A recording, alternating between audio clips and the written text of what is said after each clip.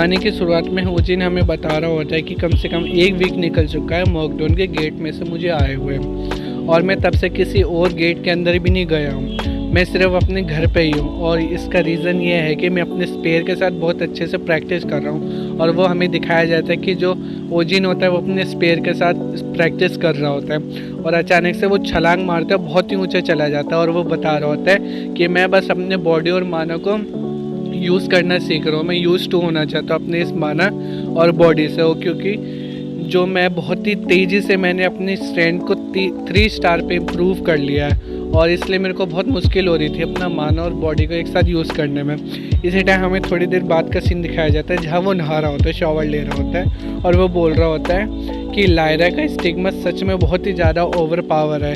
ये कम से कम जो टॉरस है जो कि स्पेशलाइज्ड है पावर के अंदर, उससे भी ज़्यादा स्ट्रॉन्गर है, और जो कि स्कॉर्पियन है जो स्पेशलाइज्ड है स्पीड के अंदर, उन दोनों की जो अवेकन पीपल है, अगर उनसे मेरा कैचअप किया जाए, जो कि खुद भी 3 स्टार का हूँ मैं और वो भी 3 स्टार के हो, तब भी मैं उनसे बहुत आगे निकल जाऊँगा। ऐसा वो बता रहा था। वो सोचता है कि कम से कम जो मेरा स्पेयर है वो तो एक वुड से बना है, मुझे कम से कम इसको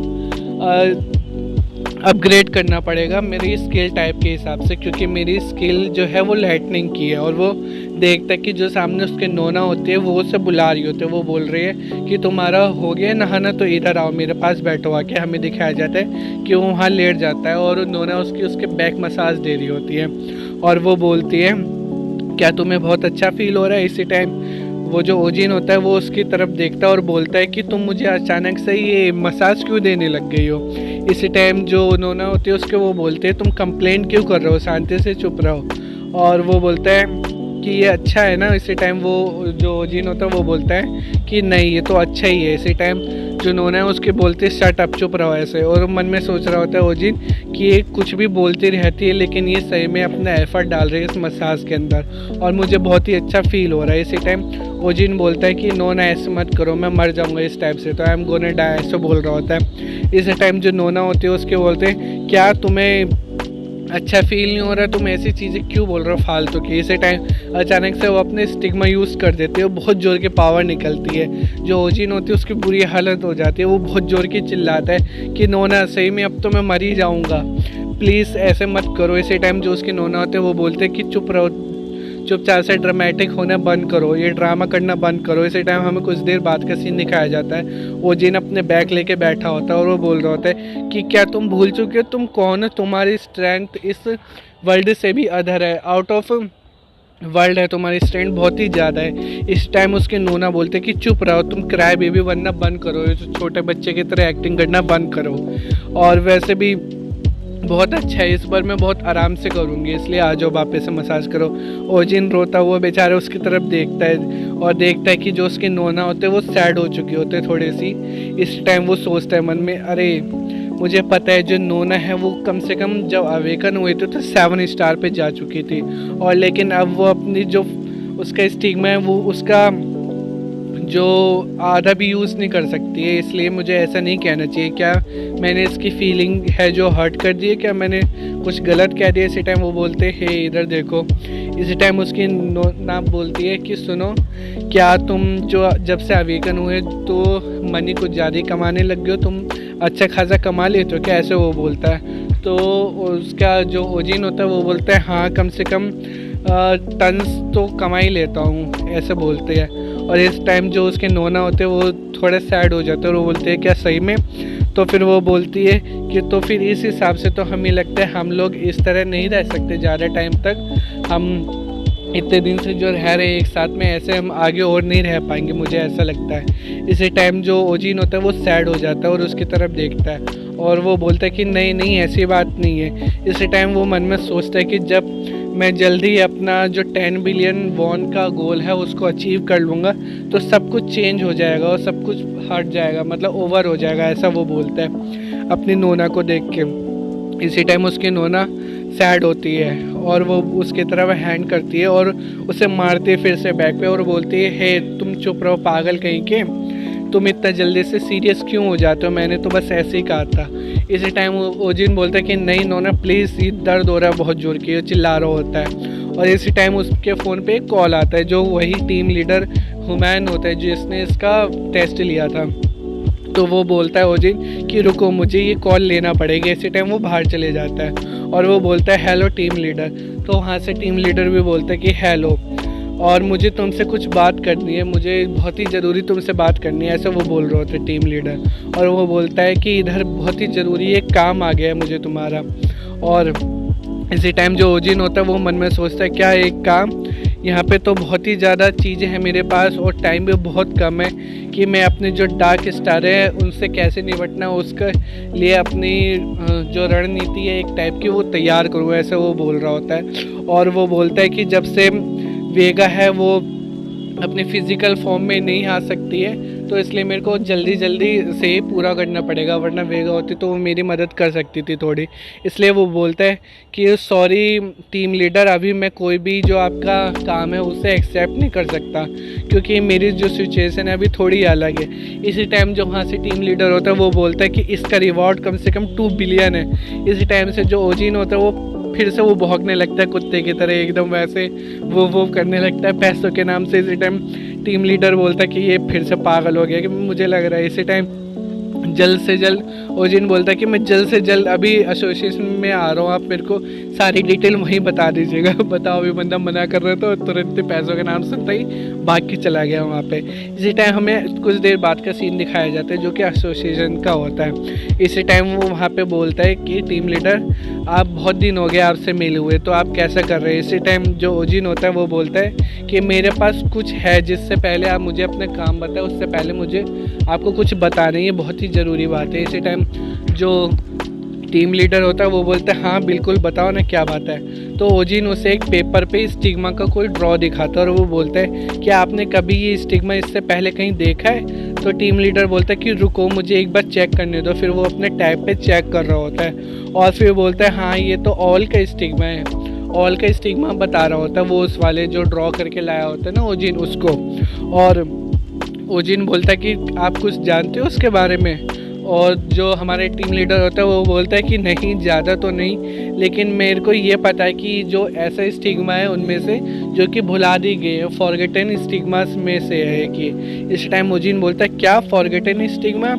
तो फिर हमें जो बताया जाता है कि कम से कम 8 साल पहले जब ये सारी कॉन्स्टलेशन यहाँ पे अपेयर हुई थी तो यहाँ पे कुछ थोड़े स्टिग्मा थे जिनका रिकॉर्ड अभी मिले हैं जो कि फॉरगेट कर दिए गए थे, भुला दिए गए थे, उनके कोई भी ट्रेस नहीं बचे थे, ऐसा बताया जाता है। इसी टाइम ओजिन बोलता है कि आपको कुछ पता है इनके रिकॉर्ड के बारे में और ये वेनिस क्यों हो गए थे, क्या आपको कुछ पता है ऐसा कि ये सारे गायब क्यों हो गए थे, ये वाले स्टिग्मा जो ऑल का स्टिग्मा ये गायब क्यों हो गया था, आपको पता है ऐसा कुछ। वो बोल रहा होता है, उससे पूछ रहा होता है। इस टाइम टीम लीडर बोलता है कि नहीं ऐसा तो कुछ नहीं पता, वहाँ पे कोई ऐसा बेस्ट इन्वायरमेंट नहीं था जो इसके बारे में कोई स्टोरी लिखी जाए, इसलिए मुझे ऐसा कुछ नहीं पता इसके बारे में क्यों ये गायब हो गया था।